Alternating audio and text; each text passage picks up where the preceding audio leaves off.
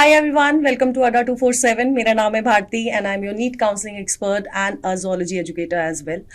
So अभी कुछ दिनों से आप लोगों को पता है हमारी एमसीसी की काउंसलिंग स्टार्ट हो गई है एंड राउंड 1 का results are already here and आज हमारे साथ एक ऐसी स्टूडेंट है जिसने बीइंग क्या बोल सकते हैं, इतना ज्यादा टफ पेपर इस बार का आया था और ये शायद मेरे को बताने वाली जरूरत नहीं है, सबको पता है। जो नॉन मेड वाले बैकग्राउंड से है उस पर्सन को ही पता है कि इस बार नीट का टफ पेपर बहुत ज्यादा टफ आया था।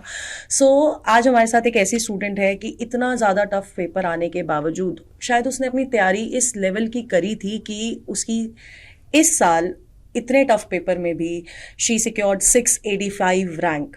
सो we have Riya. Hi Riya. Hello, ma'am. सो आप बताओ अपने बारे में। I'm Riya Agarwal, and I've scored 613 marks, and I've bagged an All India rank of 685, and I've been allotted AIMS Rishikesh in the first round.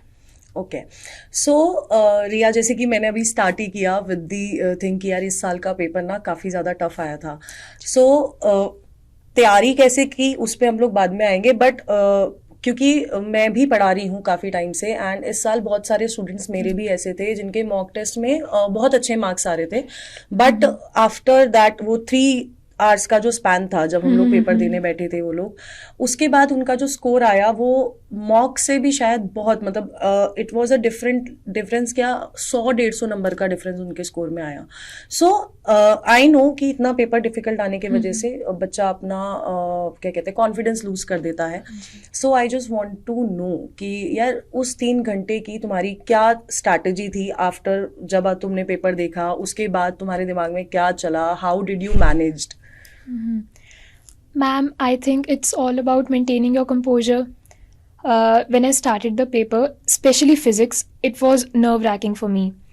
But then I realized that the paper was going to be equally difficult for everyone. So I think it's not the sharpest and most brilliant minds that could triumph, rather the calmest minds. बहुत अच्छी चीज़ बोली। नहीं यार, सही में मतलब हम लोग जो पेपर देने बैठते हैं सबसे बड़ी पॉइंट ही ये होती है कि इवन इन मॉक्स जब स्टूडेंट मॉक्स देने जाते हैं और वहाँ पर उनके मार्क्स नहीं आ रहे होते हैं, वो भी इसलिए नहीं आ रहे होते क्योंकि वो पेपर में पूरा ब्लैंक हो जाते हैं। मोस्ट ऑफ दी बच्चों की ये वाली प्रॉब्लम होती है कि यार मैम मैं ब्लैंक हो गया था जब मैंने पेपर देखा। सो यस, कि शायद पेपर में रहने का पेपर अटेम्प्ट करने का सबसे पहला रूल यही है कि you have to stay calm. Exactly. So I want to know यार, जब हम लोग ड्रॉप लेते हैं, आपने ड्रॉप लिया है? हाँ जी, it was my second attempt. It was your second attempt.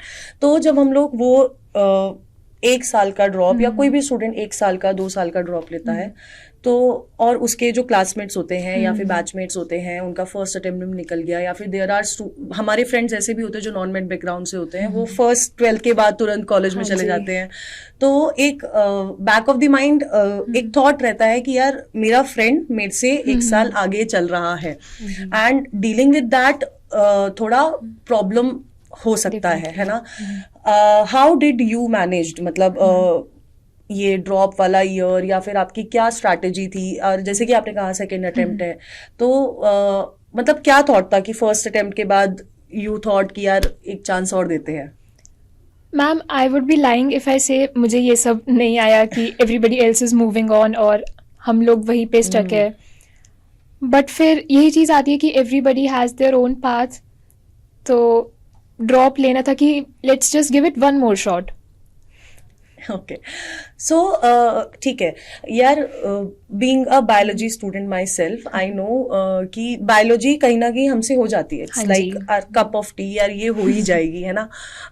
But physics मेरा एक ऐसा हमेशा खुद का भी पॉइंट रहा है सिंस मैंने भी नीट की प्रिपरेशन रही है कि I haven't scored well in physics, कभी नहीं स्कोर अच्छा करा। But I want to know कि अगर आपके 613 मार्क्स आए हैं तो आई नो कि आपने फिजिक्स में भी कहीं ना कहीं बहुत अच्छा स्कोर करा होगा, इनफैक्ट इतना डिफिकल्ट पेपर आने के बावजूद, है ना।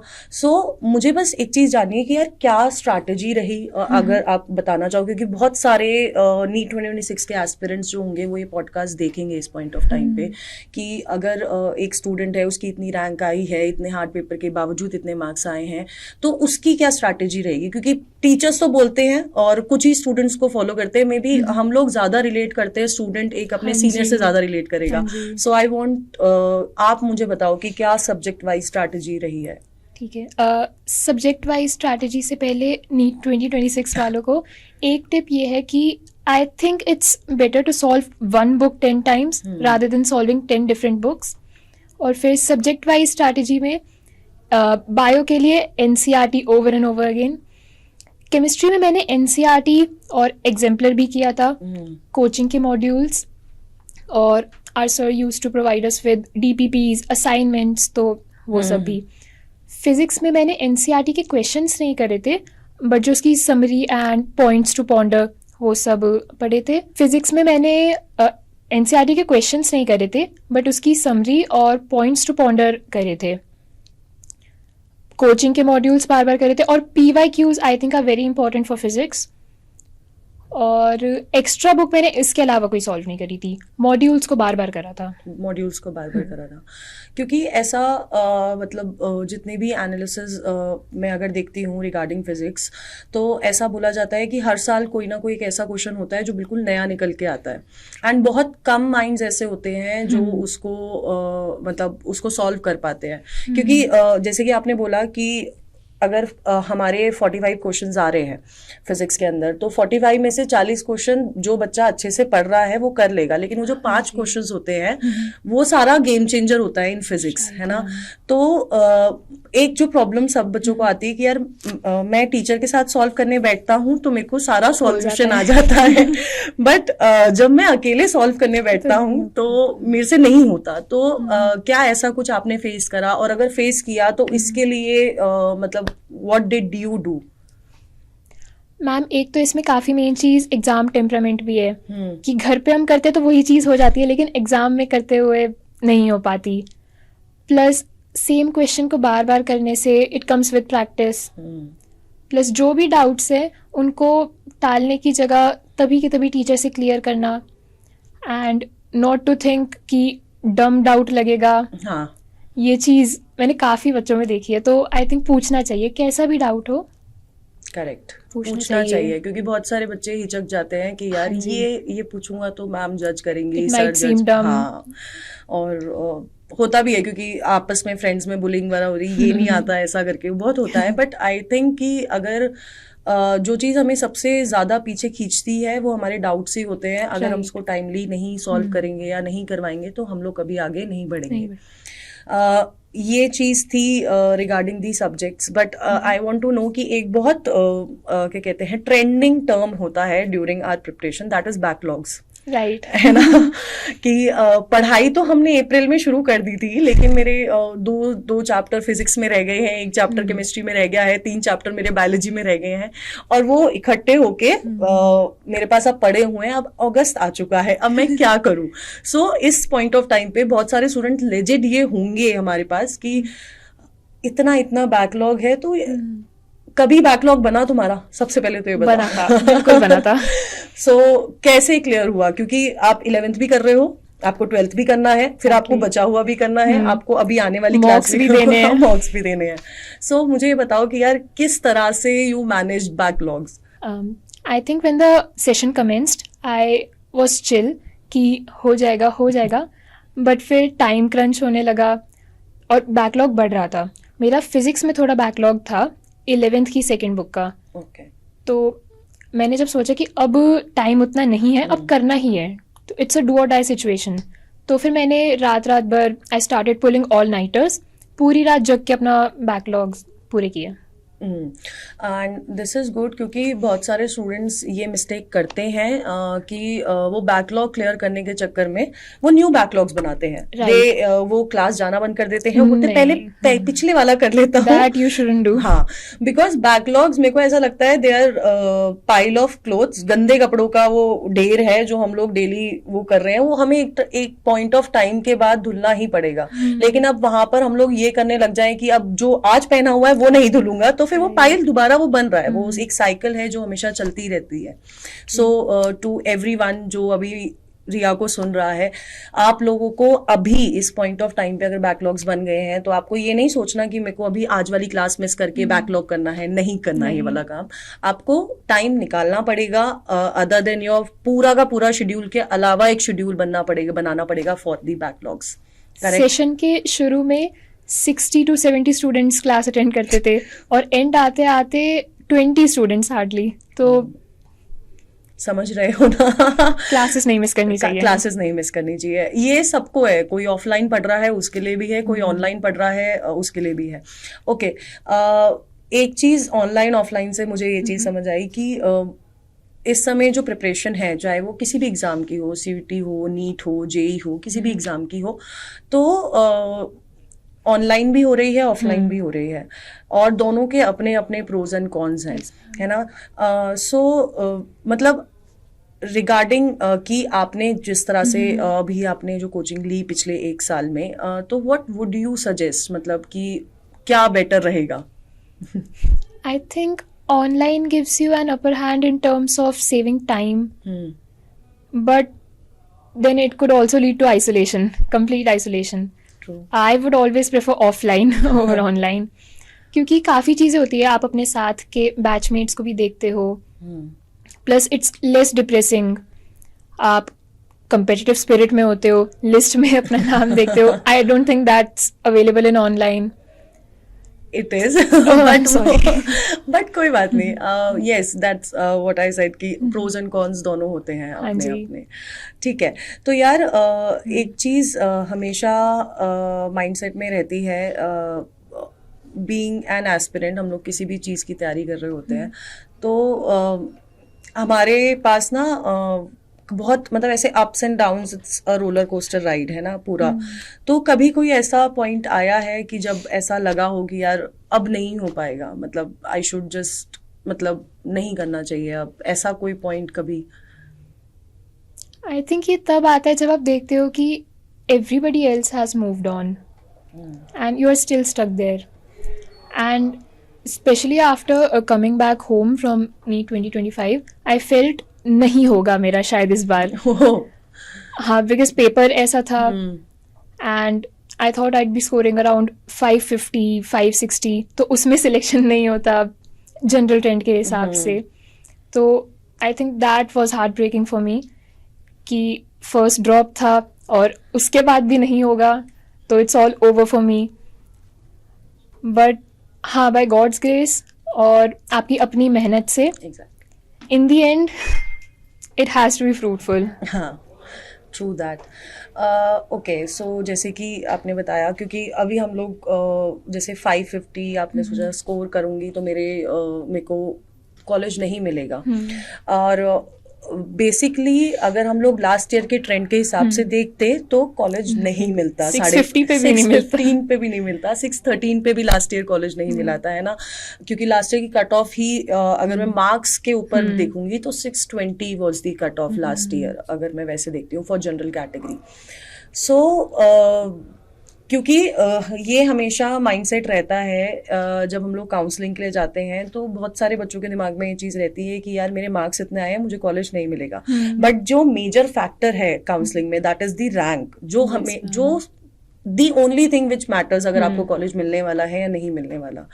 तो वो जो रैंक है वो ओवरलुक कर देते हैं स्टूडेंट्स, है ना? तो तुमने भी जब अपना स्कोर सोचा कि यार इतने बन रहे हैं, तो तुम स्टूडेंट्स ने या तुमने उस पॉइंट ऑफ टाइम पे रैंक ओवरलुक कर दी कि यार इतनी रैंक बनेगी नहीं, आएगी नहीं तो कॉलेज मिलेगा नहीं। सो मेरा पॉइंट यहाँ पर ये था कि जब हम लोग काउंसलिंग के लिए जाते हैं, नीट की काउंसलिंग अपने आप में एक बड़ा कोर्स है और बहुत ज्यादा कॉम्प्लेक्स, मतलब मैं बोलूंगी कि बहुत सारी चीजें हैं कि I think it's harder than the paper itself. हाँ, I remember one comment on my video, और उसने बोला था कि मैम अगले साल एक बैच निकाल देना नीट की काउंसलिंग के ऊपर। तो जब मैं नीट की काउंसलिंग की बात करती हूँ तो ऑल इंडिया काउंसलिंग अलग है for MBBS BDS, then state is different, फिर आयुष की काउंसलिंग अलग है, उसमें भी बाइफर्केशन है, स्टेट का है, ऑल इंडिया का है, देन वेटनरी इज डिफरेंट। सो बहुत सारी चीजें हैं, बहुत सारे रूल्स हैं, एंड बहुत सारी चीजें हैं जो एज अ स्टूडेंट अगर हम लोग खुद से काउंसलिंग कर रहे हैं तो हमें पता नहीं रहती है. जैसे Yes, ma'am. मैं अपना एग्जांपल बताऊं, मेरे टाइम पे, नीट के टाइम पे 2016 की बात है, आई डिडंट नो कि आईपीयू का अलग से फॉर्म भरा जाता है. और चला गया वो हाथ से, है ना, बाद में पता चला. सो जब मैं काउंसलिंग की बात करती हूँ, यू चोज अड्डा 247, so how did you land up here? Okay. So, as people often talk about struggles, I don't think I struggled academically, but I struggled in this regard that I'm going to be a first generation doctor. तो कोई medical background नहीं है to guide me. जब counseling शुरू हुई, I had no idea how to do things. So I had to look up everything on Google. और उसके बाद I searched for different counseling websites and then I got to know about NEET Adda. So I think monetary wise or consultation wise, this is the best platform that we could find. Thank you so much. And especially you, ma'am. You helped me a lot. Thank you so much. But that it is like कि counselling के time पे हमें guidance, क्योंकि बहुत सारी चीज़ें ऐसी होती हैं, हमें कॉलेजेस के बीच में कंफ्यूजन होती है. आपकी और मेरी भी बहुत बार इस चीज़ के ऊपर डिस्कशन हुई है.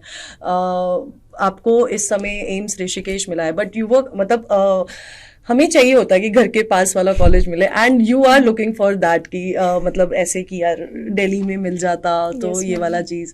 तो बहुत सारी चीज़ें स्टूडेंट के मन में होती है, कॉलेज कंपैरिजन का नहीं पता होता है, और कौन से कॉलेज की कितनी सीट है, किस कैटेगरी पे सीट है, ये सारी कैटेगराइजेशन हमें नहीं पता होती है.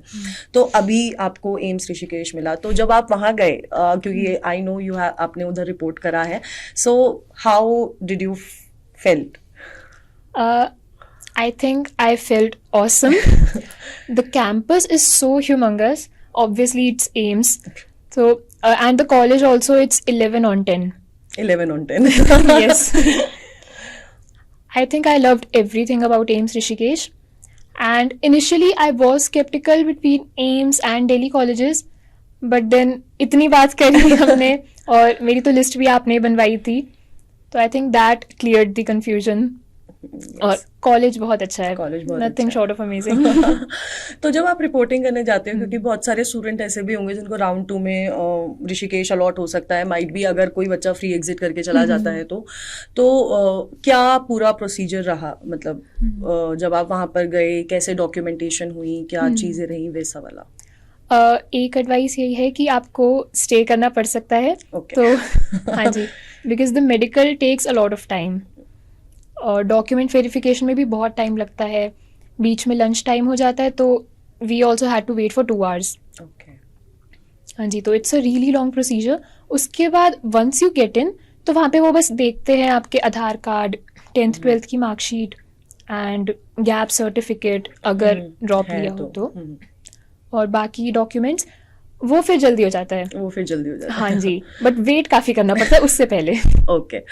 सो ठीक है, तो डॉक्यूमेंटेशन, मेडिकल भी हुआ Medical वहाँ काफी. पर, है ना? ओके. ठीक है. तो यार अब आपको एम्स ऋषिकेश मिल गया है, सो मतलब एम्स अपने आप में एक बहुत बड़ा ब्रांड Brand है. सो आई गेस कि जैसे कि आप दिल्ली कॉलेजेस के बारे में सोच रहे थे, तो अपार्ट फ्रॉम कि यार आपके घर के पास है, और कुछ कोई रीज़न हो सकता है कि यार दिल्ली में ही कॉलेज चाहिए? Actually I visited Delhi colleges and there campus. तो वहाँ पे जो मुझे बच्चे मिले, उन्होंने कहा कि you come to Delhi colleges और then you will realise its importance, कि यहाँ पे कॉन्फ्रेंसेस होती हैं जो कि शायद आपको बाहर के स्टेट्स में उतनी ना मिले. यहाँ पे there are 8 medical colleges in Delhi, तो वो आपस में उनकी प्लस उनका इंटर कॉलेज, इंट्रा कॉलेज, तो ये चीज़ें थी कि उससे आपका CV बिल्ड करने में काफ़ी हेल्प मिलती है if you want to go for USMLE, PLAB और एनीथिंग लाइक दैट. और दिल्ली कॉलेजेस का alumni network is huge because they are over 100 years old. तो उसमें भी अगर लेटर ऑफ रिकमेंडेशन है या फिर किसी चीज़ में, alumni network would be really helpful. तो ये कुछ पॉइंट्स थे. ओके, बट कहीं ना कहीं सेम सिमिलर थिंग्स आपको बिटवीन दी एम्स भी मिल जाएंगी, क्योंकि एम्स अपने आप में ही एक बड़ा नेटवर्क है, एंड उधर कोटा है, देयर इज नो बॉन्ड, सो बहुत सारी चीज़ें हैं जो हम कॉलेज कंपैरिजन के टाइम पर देखते हैं. So at the end are your parents happy? My parents are super duper happy. वो तो रिजल्ट के दिन ही बहुत खुश थे. Okay. My mother even cried. Mamma's. Seriously. ठीक है. सो एट द एंड बस मैं आपसे ये चीज़ पूछना चाहूँगी कि एनी एडवाइस जो आपने जूनियर्स को देना चाहते हो नीट 2026 के रिगार्डिंग, या फिर अभी जब काउंसलिंग और चलेगी उसके रिगार्डिंग कोई एडवाइस देना चाहते हो तो वो ज़रूर से.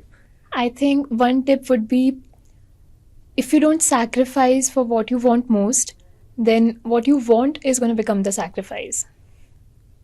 ओके, काफ़ी डीप हो गया. ओके, सो ये थी Riya, and I am so happy. Congratulations Riya. I am Thank you so so much, so ma'am. So happy for you, because I know कि जब हम लोगों ने ये काउंसलिंग स्टार्ट करी थी, there were so many students और बहुत सारे डाउट्स, क्योंकि काउंसलिंग इतनी कॉम्प्लेक्स है, और कहीं ना कहीं अगर हम लोग इतनी सारी वाईटी पे वीडियोस देखेंगे तो हमारे दिमाग में और कॉम्प्लेक्सिटीज आती हैं, बहुत सारी चीज़ें अलग अलग पता चलती हैं. But thank you so much for trusting us. सबसे पहली चीज़ Thank ये. you so much, ma'am, for and helping me.